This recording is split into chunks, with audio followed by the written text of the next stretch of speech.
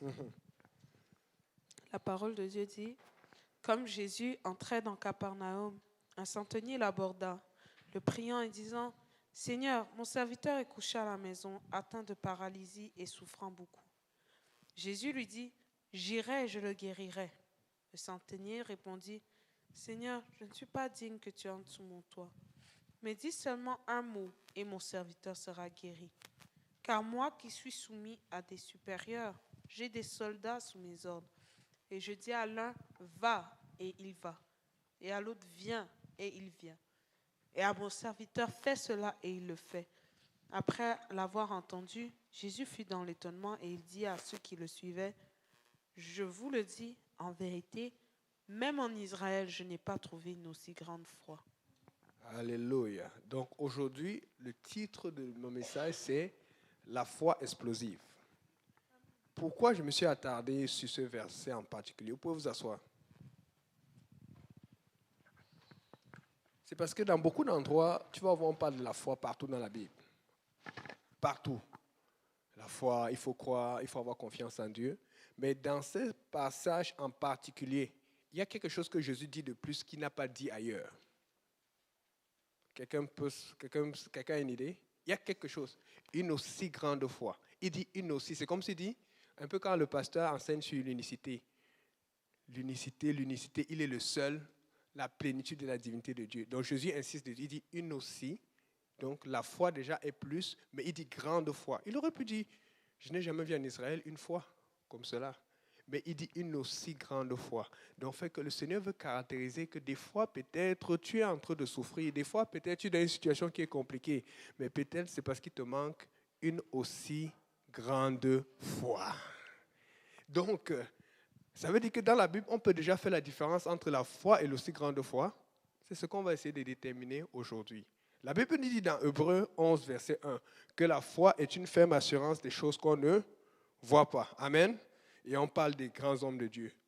Toutes les personnes qui ont reçu dans la Bible spirituellement, ça passe par la foi. Il faut que tu crois. Amen. Il faut que tu crois. Il faut que tu crois ce que tu n'as pas vu et tu crois que ça va arriver, mais que tu le crois dans la volonté de Dieu. Parce que c'est dangereux. Maintenant, si on dit qu'il faut que tu crois que ça va arriver, si on laisse partir l'imagination de certaines personnes ici, mince. En tout cas, les gens qui m'ont dit qu'on va faire des tubiques dans les sous-marins pour aller voir les baleines. Non, bon, c'est l'imagination, désolé. Donc, il faut que la foi soit explosive parce qu'il faut dissiper le doute. Il faut faire agir clairement la main de Dieu dans notre vie. Amen. Donc, regardons un peu un autre verset où on parle de la foi. Hébreux 4, verset 1 et 4, verset 2. Quelqu'un peut lire Hébreux 4, verset 1 à 2? Une autre personne.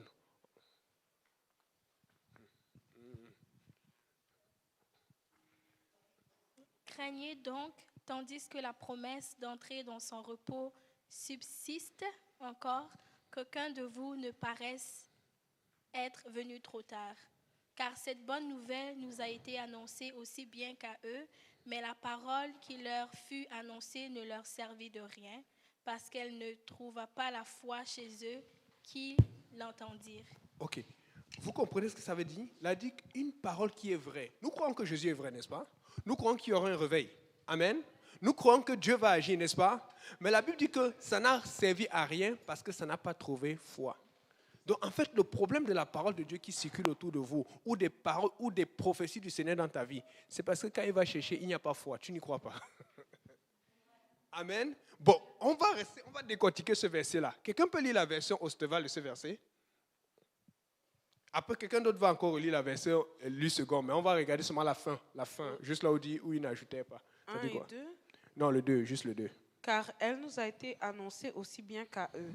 Mais cette parole ne servit de rien, parce que ceux qui l'ouïrent n'y ajoutèrent point de Ni foi. ajouter, et c'est ça aussi la problème, ça va huir. Ça peut dire entendir. Amen. Des fois, ils vont un peu compliquer le français, mais bon, c'est important de rentrer dans l'ancien temps pour pouvoir comprendre ce qu'il voulait dire et de quoi il pensait. Amen. Est-ce que tu peux encore relire version lui seconde?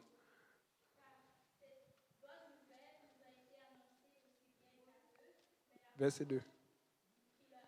Mhm.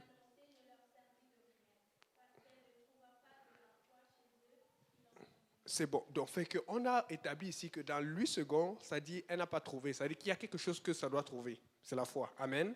Mais dans Osteva, on a dit qu'il n'ajoutait pas foi. Donc, c'est comme si soit tu dois trouver, soit tu dois ajouter. Donc, on va essayer de comprendre. Et quand je vais là-dedans, c'est parce qu'on va essayer de voir c'est quoi le mot. Et si on trouve ce que Dieu nous explique, juste appliquons-le et ça va fonctionner. Amen. Mais moi, maintenant, quand je regarde dans le grec ancien, la Bible dit que ce mot-là, c'est un mot compliqué. C'est ce que nous. Amen. Vous savez ce que ça veut dire? Parce qu'il faut comprendre ceci. Quand le traducteur traduit, il traduit d'une façon qu'on va comprendre, qui va faire du sens pour nous. Mais quelqu'un va lire d'un côté trouver et l'autre va lire d'un côté ajouter. Mais qu'est-ce que ça veut dire? Ce mot-là veut dire mêler, mélanger, être formé par un échange de bon vouloir. Vous savez ce que ça veut dire? Désolé de revenir encore là-dessus. Quand tu manges le riz collé, moi je ne sais pas comment manger. Il y a des gens qui mangent le riz collé et qui mangent le pickles après. Moi ce que je fais, c'est que je mets le pickles dans le riz collé. Et tu mets la sauce, tu vois la sauce, et tu mélanges. Seigneur. Amen. Mais le problème, c'est qu'une fois que tu as mélangé, est-ce que tu peux encore démélanger et puis mettre le riz collé à côté? C'est fini. Amen. C'est la même chose chez nous, on a ce qu'on appelle le ndolé au Cameroun. Qui a goûté le ndolé? Ah ouais. Oui, oui, avec les feuilles et légumes là. Quand tu mélanges ça avec le riz, maman nangai. On mange ça aussi avec le riz. Je ne sais pas, le ndolé se mange avec beaucoup de choses. Tu vois un peu. Donc, ce qui veut dire, le problème c'est que c'est bon, c'est agréable à manger. Pourquoi? C'est agréable à manger parce qu'il y a un mélange qui a été fait et c'est ce mélange que tu veux consommer. Et le mot qui a été utilisé pour dire ajouter foi, c'est la même chose. C'est-à-dire que quand tu veux que ça fonctionne, il faut que la parole soit mélangée à la foi qui est en toi. Mais on a vu tout à l'heure que quand tu manges ce riz, ou quand tu manges cette nourriture, ou ce ndolé, on est d'accord qu'on n'est plus capable de les démélanger. Le problème, c'est que Dieu, il te voit, tu commences à croire, mais dès que ça chauffe, tu démélanges. Il faut que ce soit mêlé, il faut que ce soit ancré, il faut que ce soit ficelé. Il faut que la parole de Dieu va en accord avec ta foi. Parce que si ça ne trouve pas de foi, ça ne va pas fonctionner. Et donc, la parole de Dieu, elle vient de Dieu. Mais la foi, c'est Dieu qui te pousse à croire, mais c'est toi qui dois croire. Dieu ne croit pas puisqu'il sait déjà qu'il est Dieu. Dieu ne croit pas puisqu'il sait déjà que tu es capable. Maintenant, c'est à toi de croire que Dieu croit que tu es capable. Amen. Je pense que on va faire grandir cette fois-là. Alléluia. Regarde ton voisin, demande-lui, est-ce que tu as la foi?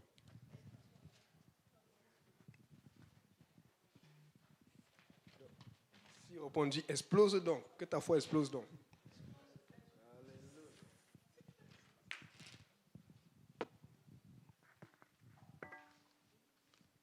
Je vais donner une anecdote. Je pense que tout le monde connaît le joueur de soccer Messi. Ok? Ça, c'est vrai. Je ne vais pas aller dans le truc, mais je pourrais vous envoyer l'article. Mais il y a le village, j'ai oublié comment on appelle son village d'origine. Dans le village d'origine de Messi, le grand joueur de soccer, il y a une loi que l'Argentine a passée. Et c'est une bonne loi parce que ça allait être le désordre. Et dans cette loi, on interdit aux gens de s'appeler Messi, d'avoir le prénom. Vous savez pourquoi? Parce que comme il a réussi, comme son nom est populaire, tout le monde commençait à prendre le nom Messi dans le village. Donc quand il fallait aller, tu vas aller à la banque, comment tu t'appelles? Messi. Tu vas aller au supermarché, comment tu t'appelles? Messi. Messi. C'était la ville Messi. Tu vois un peu? Et c'est pour ça, parce que ça devenait le désordre. Maintenant, quand tu es né ailleurs en Argentine, on peut le permettre, mais il y a d'autres règles qui ont mis cela. C'est à ce point.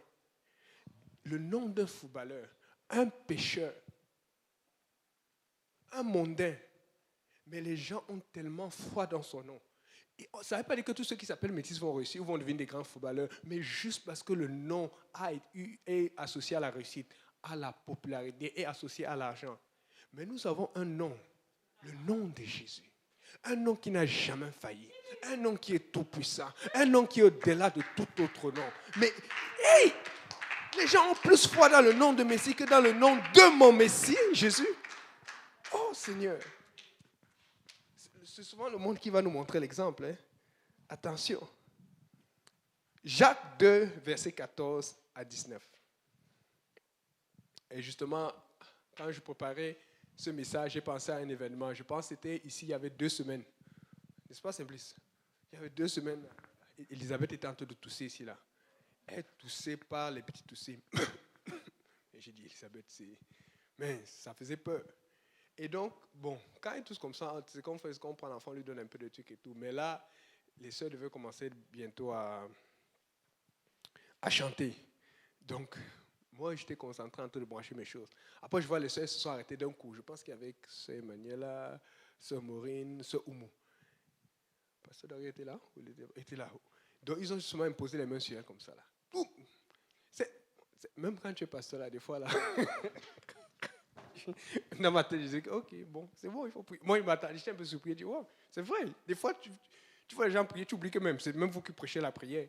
Amen. C'est vrai, c'est comme ça que nous sommes. Mais moi, j'étais comme un peu incrédule. Ok, dans ma tête, c'est donner-lui quelque chose pour que je te dis. Quelques minutes plus tard, je l'entendais plus tousser. Donc, fait que eux, pendant qu'ils se pratiquaient et que tu étais en train de voir le truc, mes yeux c'était sur elle. Je disais, mais c'est quoi l'affaire? L'enfant, là, la prière, a fonctionné. Alors que je suis supposé être celui qui montre l'exemple pour croire. C'est ça qui se passe. À un moment, si l'autre ne croit pas, toi, crois ta chose. Laisse-le ne pas croire. Parce que des fois, même le pasteur peut être incrédule. Mais si Dieu te dit de croire, crois. Amen. C'est ça qu'on dit souvent que la foi est personnelle. Amen. Parce que tu n'es pas avec le frère ou la soeur. Quand tu es seul à la maison, tu es seul. Demande-moi à ceux qui sont mariés. Même quand tu es marié, il y a des moments où tu es isolé. Tu dois régler des choses toi seul. Donc il faut que tu commences à faire grandir ta foi. Et c'est comme ça que tu vas faire grandir ta relation avec Dieu. Sans foi, il n'y a pas de relation avec Dieu. Et ce qui est encore le comble, c'est qu'à un moment, elle est d'habitude, elle est à côté pour jouer. Elle vient à côté de moi. Elle s'est mise bien. Et là, elle voulait, tu sais, des fois, elle va prendre le bic que je vais donner, mais là, elle voulait jouer sur l'auxiliaire. Non. Elle s'est mise à pleurer. Et quand elle pleurait, j'ai regardé pour voir si elle n'a pas toussé une seule fois. Donc, c'est comme si le Seigneur l'a fait venir s'asseoir à côté de moi. Elle est restée tout le long. Elle me boudait, elle ne voulait pas, mais elle fait comme ça, comme si elle ne pas. Mais moi, j'étais en train de regarder. J'attendais un peu qu'elle tousse un peu. Elle n'a pas toussé une seule fois. Mon problème, c'est qu'elle était en train de tousser une tousse qui était. C'était une toux lourde quand elle est rentrée. Ça n'arrêtait pas. Mais elle a arrêté. Donc, c'est comme si le Seigneur me dit, toi-même là, tu parles des choses que toi-même tu ne crois pas souvent. Regarde, on va dire, la foi, c'est pour tout le monde. Quelqu'un peut lire Jacques 2, versets 14 à 19.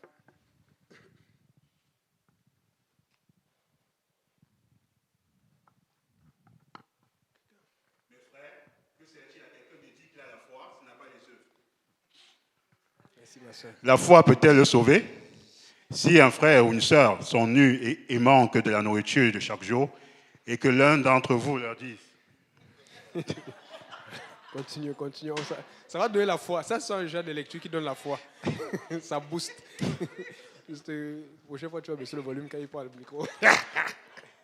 Vas-y, continue, mon frère. Allez en paix, chauffez-vous et rassasiez-vous. Et que vous ne leur donniez pas ce qui est nécessaire au corps. À quoi cela sert-il? Il en est ainsi de la foi. Si elle n'a pas les œuvres, elle est morte en elle-même. Mais quelqu'un dira, toi, tu as la foi, et moi, j'ai les œuvres. Montre-moi ta foi sans les œuvres, et moi, je te montrerai la foi par mes œuvres. Tu crois qu'il y a un seul Dieu, tu fais bien. Les démons le croient aussi, et ils tremblent. Amen. Il dit, les démons le croient. Les démons savent qu'il y a un seul Dieu. Et ils tremblent. Amen. Mais toi, tu crois qu'il y a un seul Dieu. Mais qu'est-ce que tu fais s'il y a un seul Dieu? Est-ce que tu le prêches? Est-ce que tu en parles? Donc, maintenant, moi, je vais donner le secret à quelqu'un ici. Parce que, qui a la foi que Dieu va faire quelque chose pour lui? Mais qui, comme moi, parce que si je ne dis pas comme moi, les gens vont commencer à ne pas répondre. Qui, comme moi, des fois, d'autres disent, hey, est-ce que le Seigneur ne m'a pas oublié? Bon, ok. Voici le secret. Il dit, la foi sans les œuvres est morte. À partir d'aujourd'hui, identifie bien ce que tu attends de la part du Seigneur. Amen. Chose 1, commence à faire quelque chose pour que ça arrive. Mais le problème, c'est que ce qui se passe dans la foi qui est explosive, c'est qu'on ne check pas tous les paramètres. Première chose, est-ce que c'est en accord avec l'Église? Est-ce que c'est apostolique? Est-ce que c'est en accord avec ton temps de prière? Est-ce que ça ne met pas le désordre dans la maison de Dieu? Et regarde tout.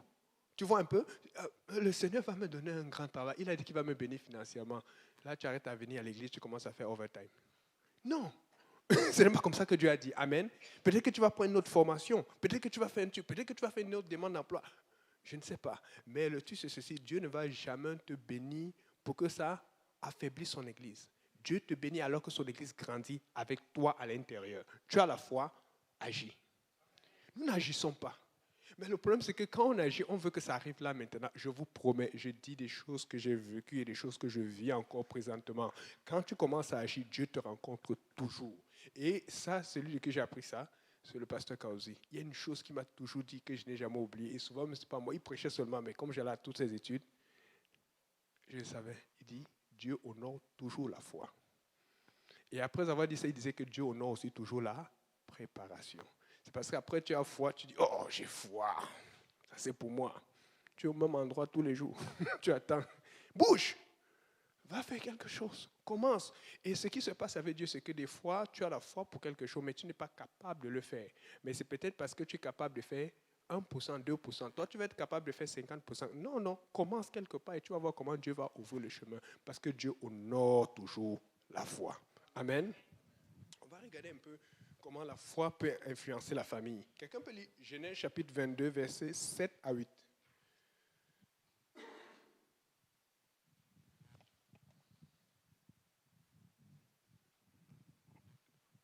Genèse 22, 7 et 8. Vas-y, mon frère. Et ils marchaient tous deux ensemble. Alors Isaac parla à Abraham, son père, dit, « Mon père » Et il répondit, « Me voici, mon fils. » Isaac reprit, « Voici le feu et le bois. Mais où est l'agneau pour l'holocauste » Abraham répondit, « Mon fils, Dieu se pourvoira lui-même de l'agneau pour l'holocauste. » Ok. Maintenant, vous savez la raison pour laquelle Isaac a demandé cela? Isaac est intelligent. Mais c'est lui qui dit, où est l'agneau pour l'holocauste? Ce n'est pas Abraham qui a dit, où est l'agneau pour l'holocauste? Mais pourquoi il a demandé ça? C'est parce qu'il avait déjà vu son père faire par le passé. Et donc, quand c'est lui qui prononce le mot holocauste, c'est parce que c'est son père qui lui avait appris et il voyait la façon de son père d'agir. Et il savait comment se passait un sacrifice. Donc, quand Abraham amène son fils pour l'égorger, il n'amène pas quelqu'un qui n'a pas formé. Il amène quelqu'un qui l'a formé et avec qui il aura confiance. Amen. C'est pour ça que si Abraham était un faux chrétien ou un faux apostolique, son fils allait le savoir.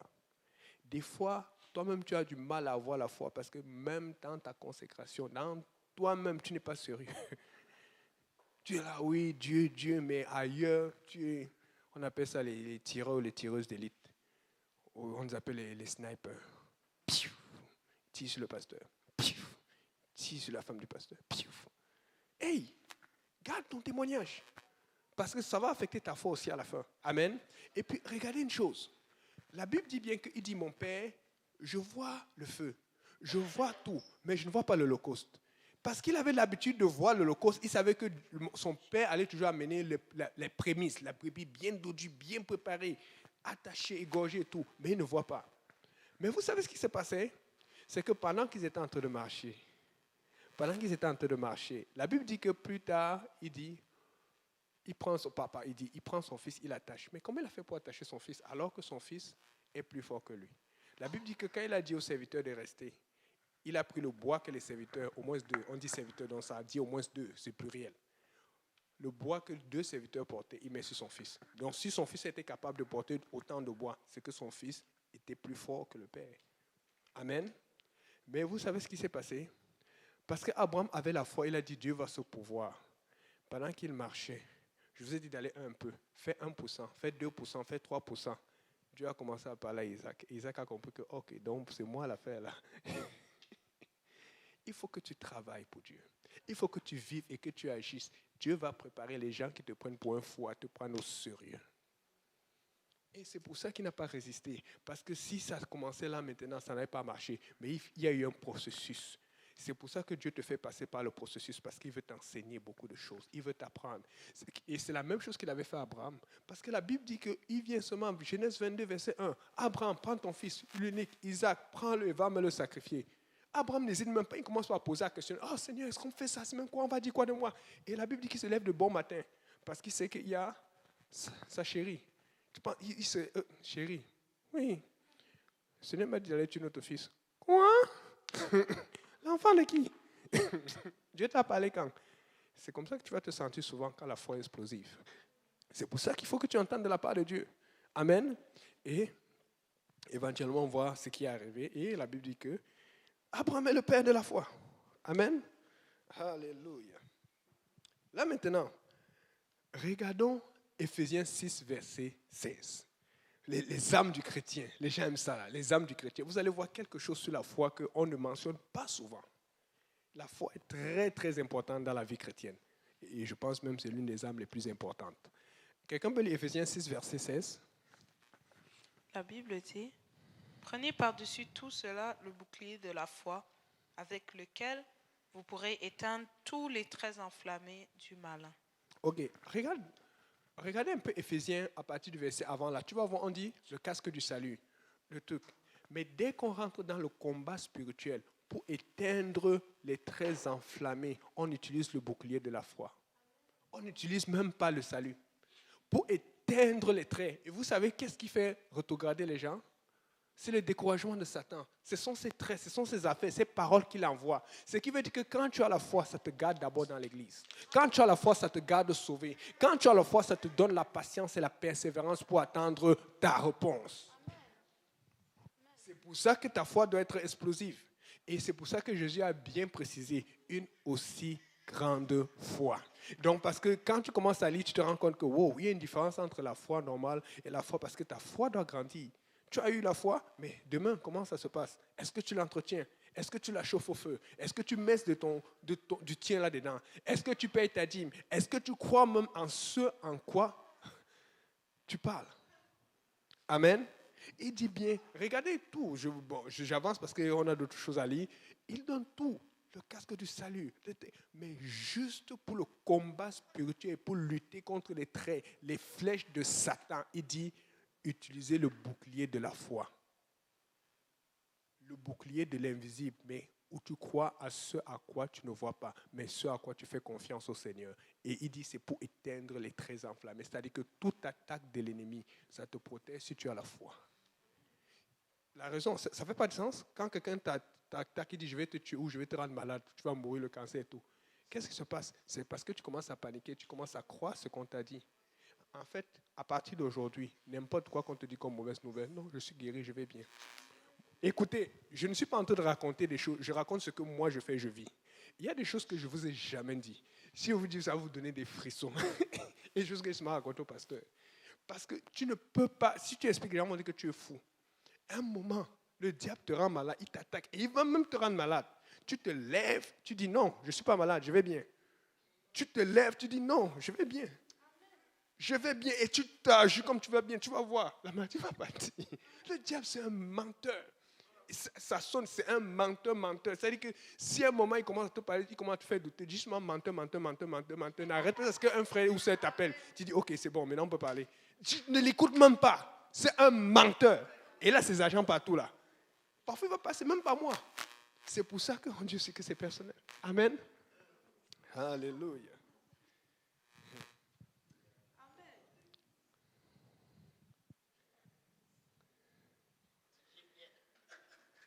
Romains 11, verset 33.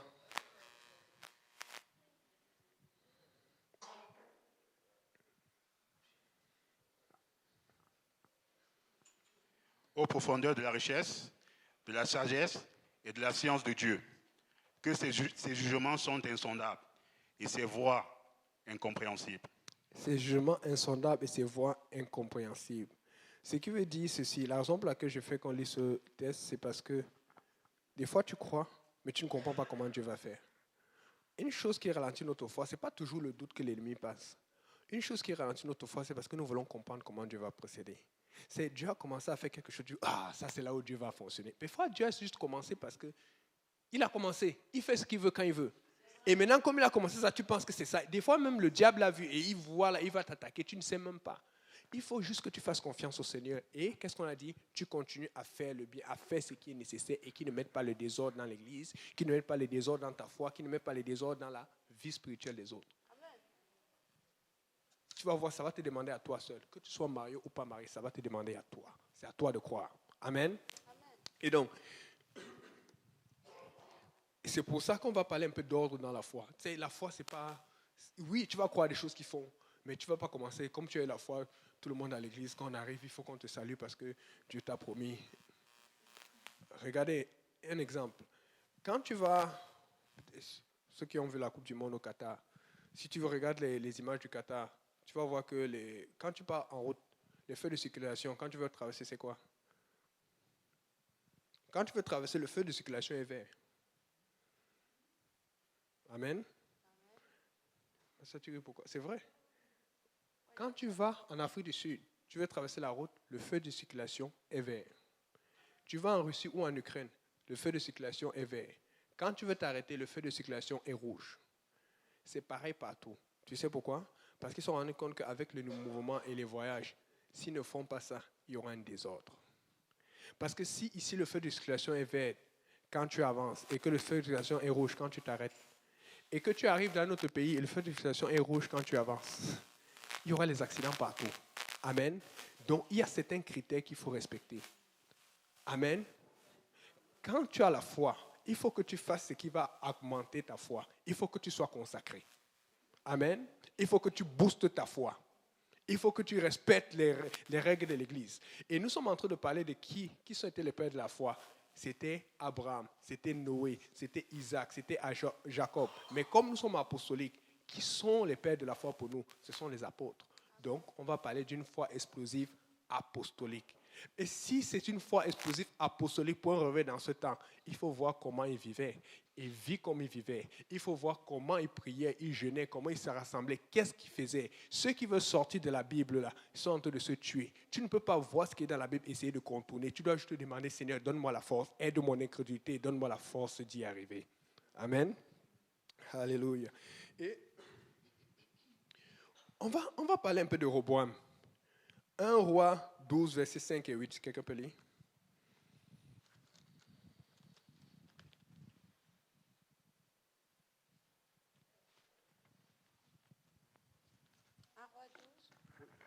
Un Roi 12, versets 5 à 8.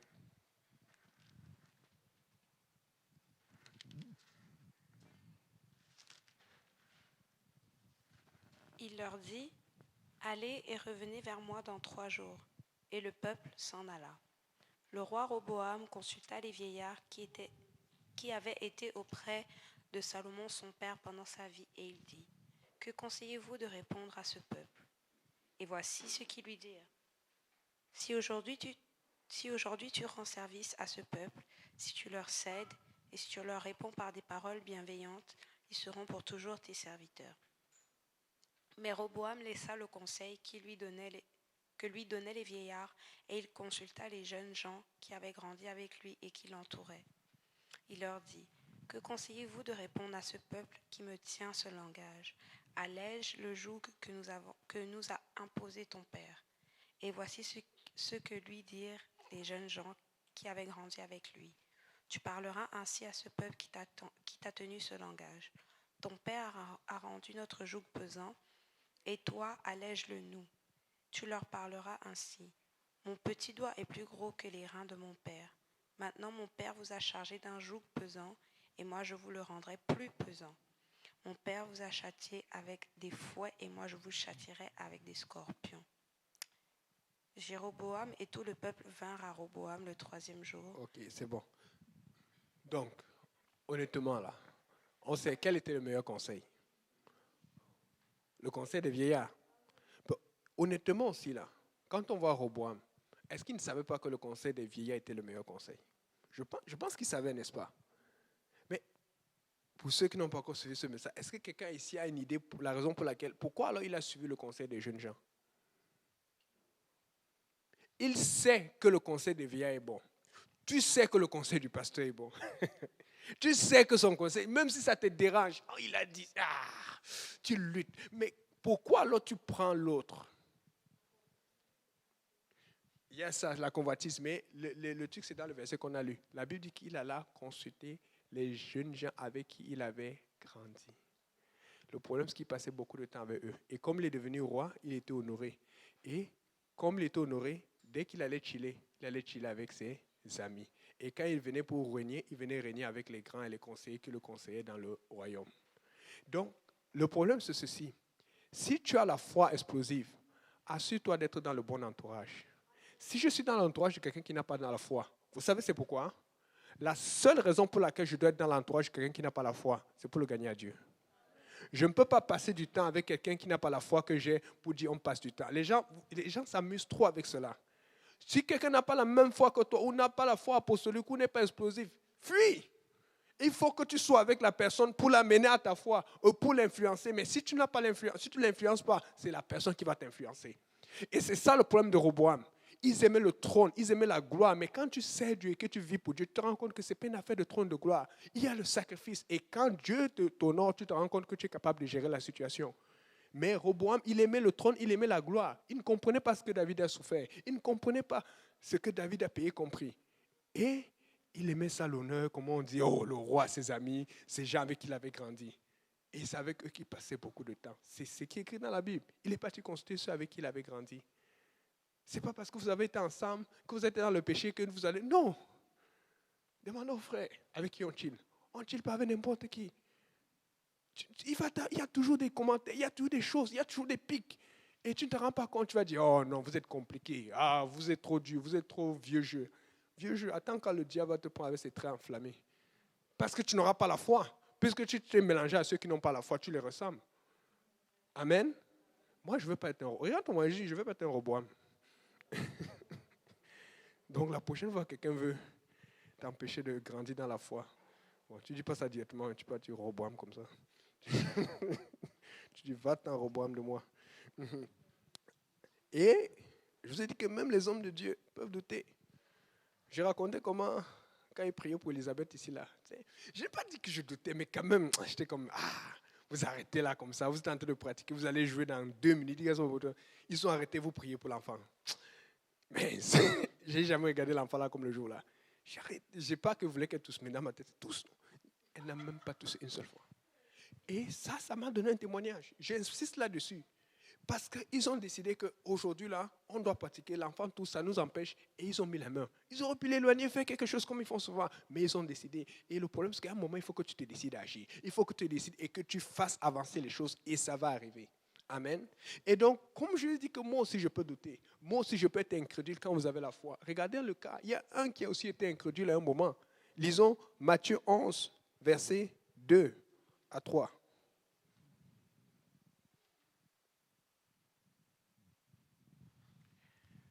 Jean, ayant entendu parler dans sa prison des œuvres du Christ, lui fit dire par ses disciples, « Es-tu celui qui doit venir ou devons-nous en attendre un autre ?»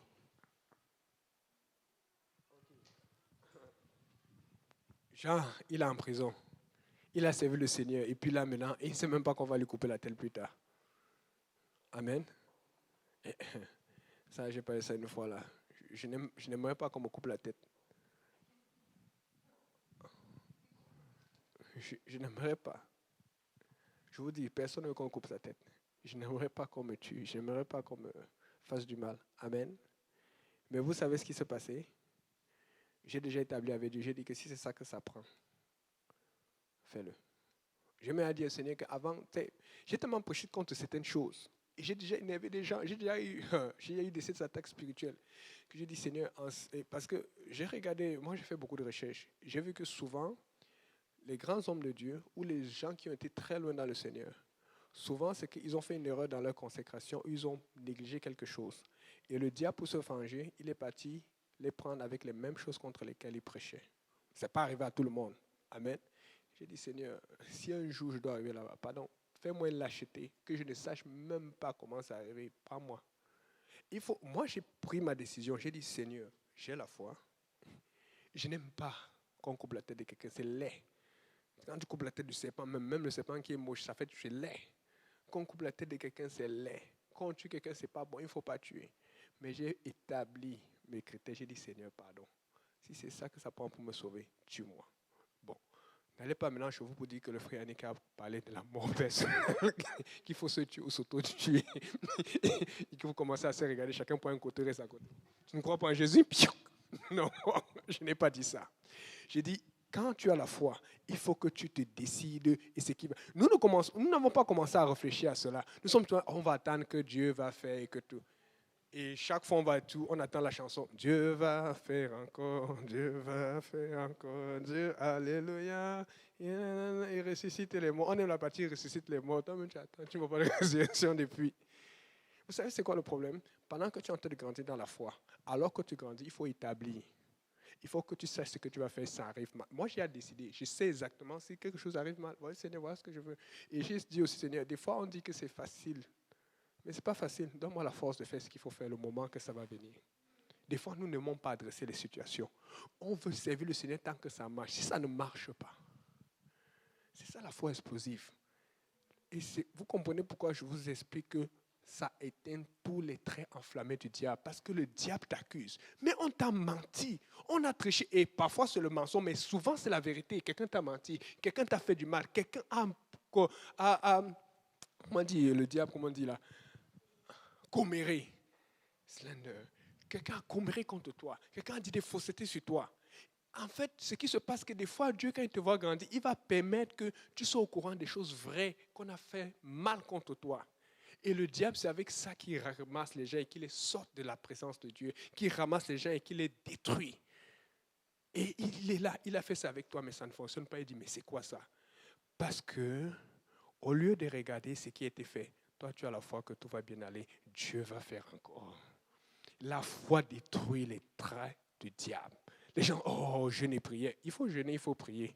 Mais tu vois, j'ai vu des gens jeûner et prier, mais après, ils vont tomber dans le péché. Oui, j'en ai vu beaucoup.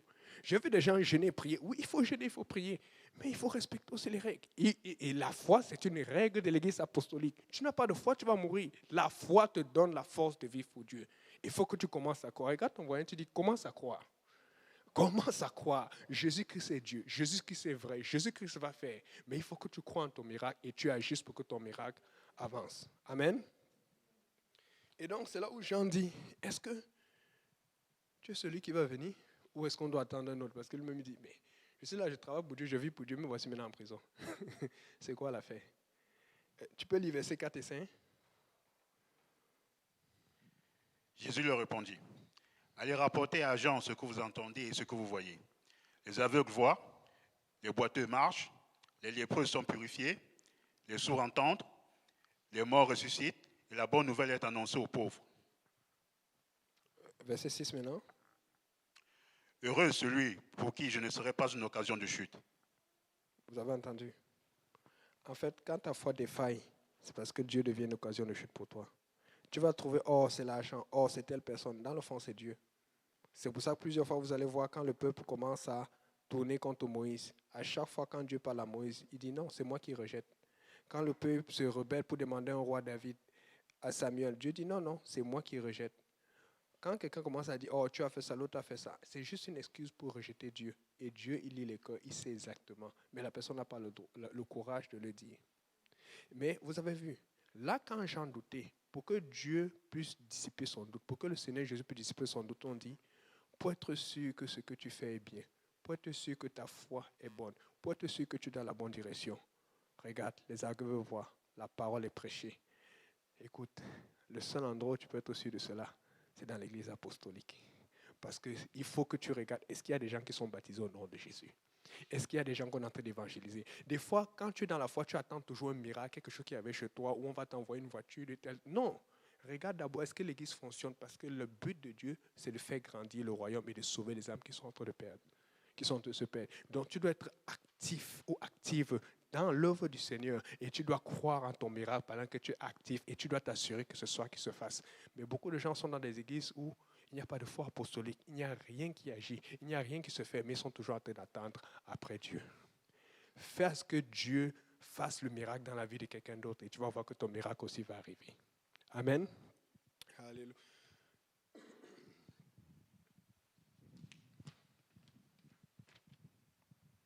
Et c'est...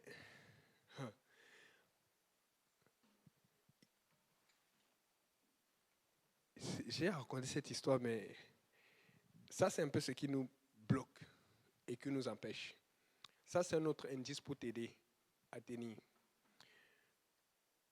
Dieu va toujours permettre qu'il y ait quelqu'un comme exemple. Pas seulement exemple de la sanctification. Tu sais, tu regardes tes soeurs quand tu fais arriver à l'église, ses jupes sont tellement longues que ça touche ta petite. Non, jamais. Tu vois, le pasteur, sa façon de faire, il ne prend pas ça, il jeûne toujours. Qu'il jeûne les 4-3 jours, il mange même. Non, Dieu va toujours permettre. Et quand il va permettre, il va mettre l'exemple autour de toi et tu vas le voir souffrir et tu vas le voir avoir son miracle.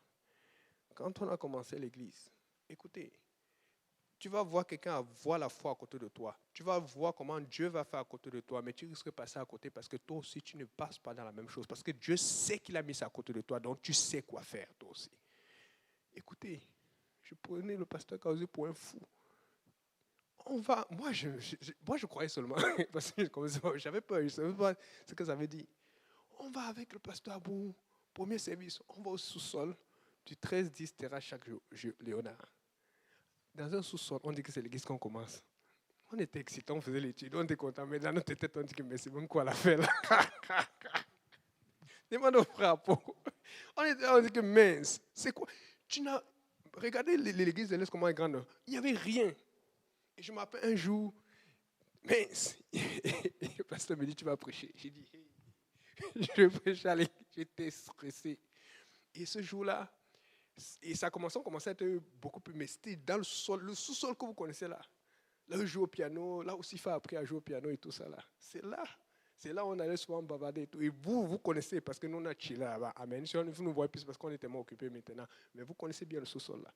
On est rentré, on a fait des services. Un jour, mais c'est pasteur Babouza et sa femme. Il y avait déjà Ezer, il y avait Elé, il commençait à avoir les grandes familles, donc fait que ça commençait à remplir. Mais il fallait prêcher. Mais dans ma tête, j'ai dit, mais c'est quoi cette affaire? C'est vrai. Ce qui veut dire que regarde bien autour de toi, regarde bien à côté de toi. Il y a quelqu'un qui vit par la foi, mais tu n'utilises pas comme exemple. Et donc Dieu va toujours mettre à quelqu'un à côté de toi qui a la foi et que ça réussit et ça avance. Si tu ne profites pas de ça, tu vas perdre. Tu vas perdre. Écoutez, il y a beaucoup de choses que je fais aujourd'hui parce que j'ai vu le pasteur Graham faire. Il y a beaucoup de choses que je fais aujourd'hui parce que j'ai vu le pasteur Kaozi faire. Il y a beaucoup de choses que je fais aujourd'hui que j'ai vu le pasteur Benji. Après un moment, première église qu'on devait avoir, on va prendre une église, une ancienne église, pas une ancienne église, une ancienne boutique de porno. J'ai dit, mais pasteur, ouais. Je me rappelle un jour, on devait aller aux États-Unis, le pasteur fait la revue et tout. Il écrit, il dit, mais il ne faut pas cacher ça. Il n'a pas mis les photos, mais il a dit, il dit bien, Et les gens, j'ai dit, est-ce qu'ils vont savoir que notre église c'est comme ça? Alors que c'est même ça le témoignage. Mais je ne comprenais pas encore. Mais vous savez quoi? Comme Isaac qui suivait son père pendant le chemin, il a commencé à comprendre. Et à un moment, quand Dieu a commencé aussi à demander à c'est ton tour de faire, tu dis, ok, j'y vais.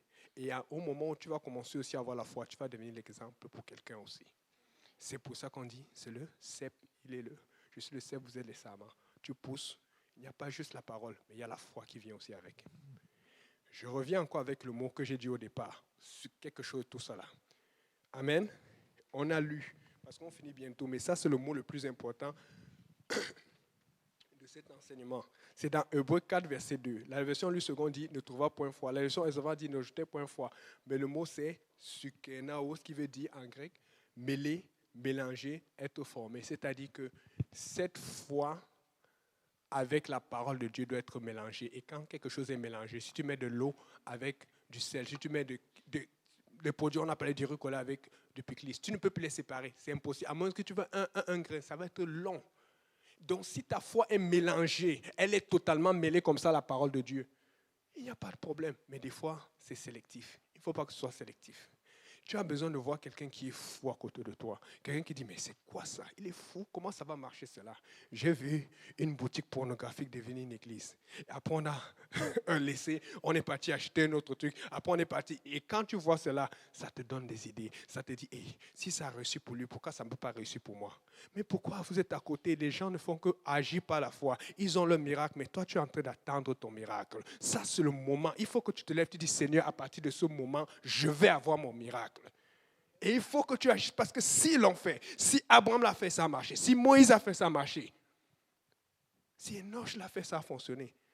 Pourquoi ça ne peut pas fonctionner pour toi? Puisque la parole de Dieu est la même pour tout le monde. Amen.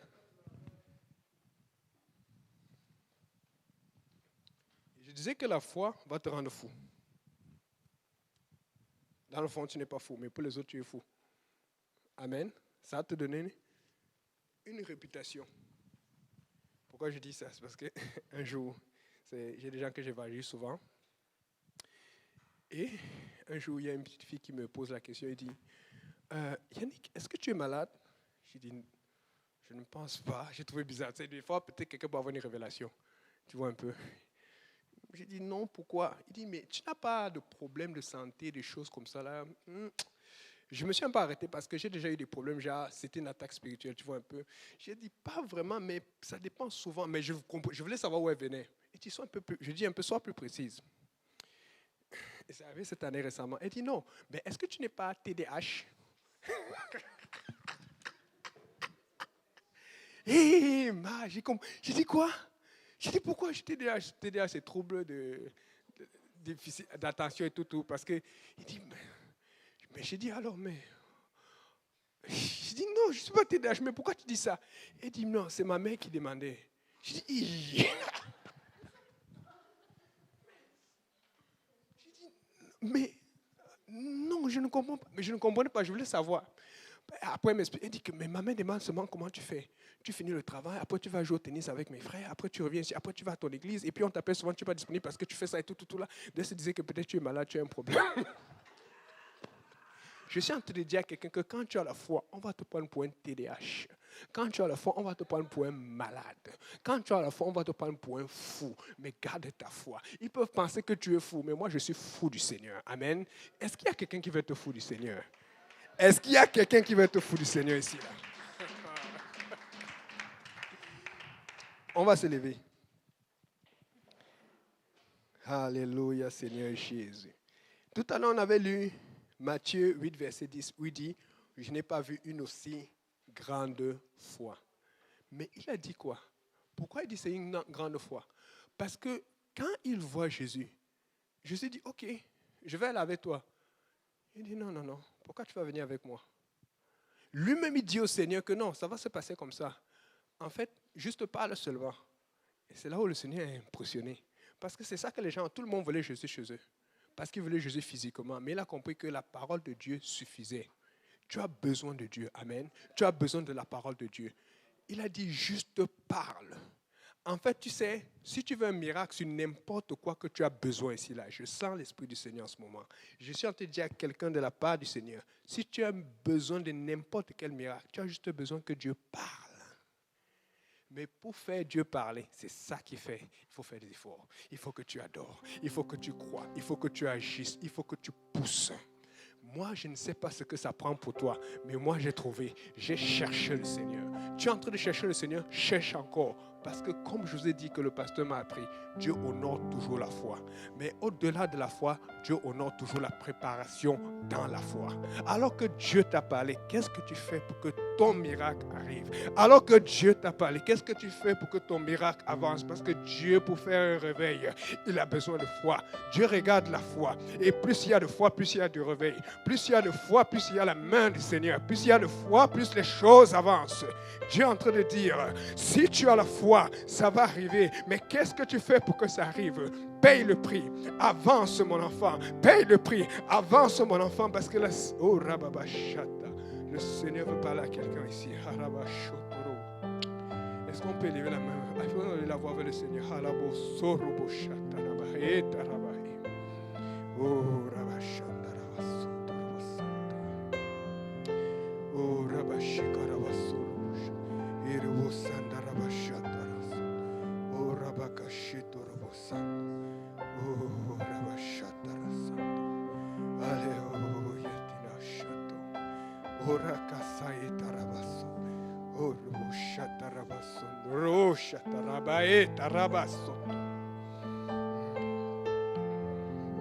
Alléluia, Alléluia,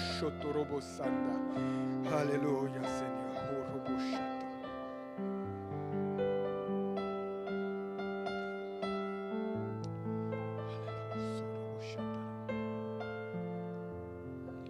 Je m'abandonne à toi, Seigneur. Je m'abandonne à toi. C'est toi dans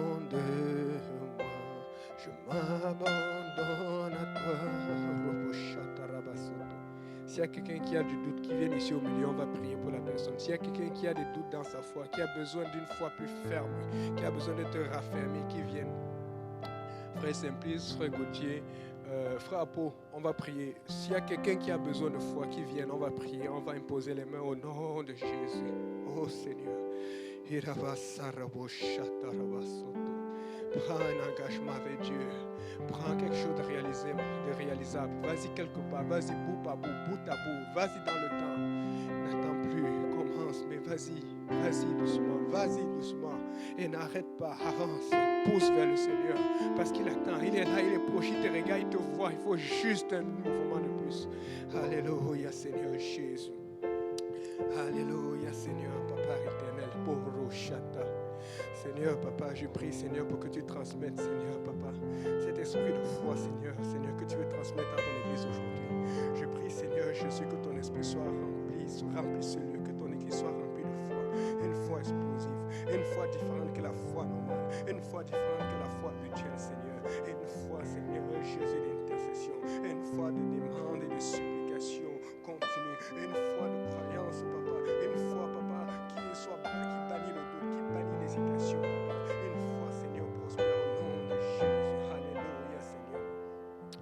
Oh, Rababashata, Rabasoto, Seigneur, dans le nom de Jésus. Hiribushata. Oh, Sandiribushikara, Saeta, Rasandoroshata. Alléluia, Tenama, Tenasa, Tedoka, Shata, Rabaot, Rosandirishita. Oh Seigneur Jésus, Halaba Resinato Roboshata, Eroborosa Karaboshamaresiet Rabahosoto, Seigneur. Une direction claire, Seigneur, pour ta servante au nom de Jésus. Alléluia, Seigneur Jésus. Alaraborossanda Rabashata. Oh, Alléluia, Bosoroboshaka Rabasoto. Erebosoroboshaka Rabasoroboshata. Erebosoroboshara Sokorobo Sarabashata. Erebosondoroboshata Rabasoto. Alléluia, Seigneur Jésus, Papa. Oh, Rabashata, une foi explosive. Yata Rabashata, une foi explosive dans le nom de Jésus. Une foi, Seigneur, forte et puissante pour ta servante au nom de Jésus. Alléluia, Rabasoroboshata. Alléluia, Namasoto Roshata, Rietiniata, Resishita, Namakosoto. Oh, Rashite, Namandi, Yashuto. Irererererereboshata. Irererererereboshata. Irererererereboshata. Irerererereboshika, Rabasoroboshata, au nom de Jésus. Alléluia, Seigneur. Alléluia. Irerererereboshaka, Rabasondo. Au nom de Jésus. Au nom de Jésus. Au nom de Jésus. Au nom de Jésus. Au nom de Jésus. Oh Seigneur, Rabasha, Rabasoko, Robosanda. Oh Hatena, Shamara, Saed, Araed, Araed, Rabasoto. Alléluia, Seigneur Jésus. Alléluia, Rabareko, Shoto, Robosanda. Iririboso, Roboshata, Seigneur. Au nom de Jésus, Papa. Une fois explosive pour la sœur Jacqueline dans le nom précieux de Jésus. Une direction claire et forte au nom précieux de Jésus. Alléluia, Seigneur, Rabashata, Robosata. Alléluia, Seigneur, Papa,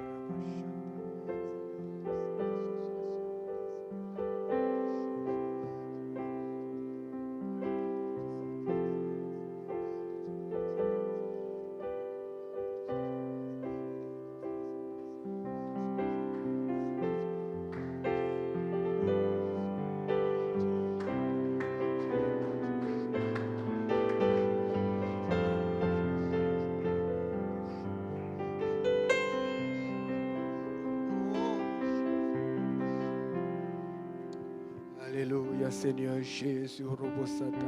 Le frère Simplice va venir pour conclure en prière et puis pour bénir le repas. Prions en même temps le Seigneur, éternel Dieu de gloire, nous te bénissons, nous te rendons grâce. Nous te disons merci, Papa, pour cette merveilleuse visitation. Merci, Seigneur, pour ce que tu as fait et ce que tu feras encore, éternel Dieu de gloire, au milieu de nous. Tu viens rassurer encore nos cœurs, Seigneur. Merci Seigneur Jésus. Nous ne cesserons jamais, Papa, de t'acclamer, Papa, de te donner des actions de grâce, Seigneur. Nous te prions, Seigneur, Papa. Agis encore pour la gloire de ton nom, Seigneur. Trace le chemin, Papa, de chacun de nous en ce lieu, Seigneur, pendant que nous allons prendre le retour, Papa. Agis pour la gloire de ton nom, Seigneur. Protège-nous, Papa. Protège chacun de nous, Seigneur, Papa. Agis, Papa, pour la gloire de ton nom, Seigneur. Que cette onction que nous avons eue en ce lieu, Seigneur, que nous puissions aussi la porter, Papa, où que nous soyons, Seigneur. Que cela soit contaminé encore, Seigneur Jésus. Touche encore des âmes, Papa, qui ont faim et soif de toi, Seigneur Jésus. Bénis et sanctifie la nourriture. Bénis les mains qui l'ont fait, Seigneur. Que nous puissions le prendre avec action de grâce, Seigneur. Nous te louons, nous te rendons grâce, Papa. Papa, souviens-toi, Seigneur, de tous ceux qui sont absents au milieu de nous, Seigneur, de nos pasteurs, éternel Dieu de gloire, de son épouse, Papa. Que ta main puissante soit sur eux, éternel Dieu de gloire, Papa. Que leur séjour en ce lieu, Seigneur, soit fructueux, Seigneur Jésus, qui porte fruit, Seigneur, éternel Dieu de gloire, et ramène-nous sains et saufs, Seigneur, et que toute la gloire te revienne. Que le peuple de Dieu dise au nom de Jésus. Au nom de Jésus. Au nom de Jésus. Non, c'est au nom de Jésus là. Ça, c'est pas un au nom de Jésus pour la foi. Au nom de Jésus.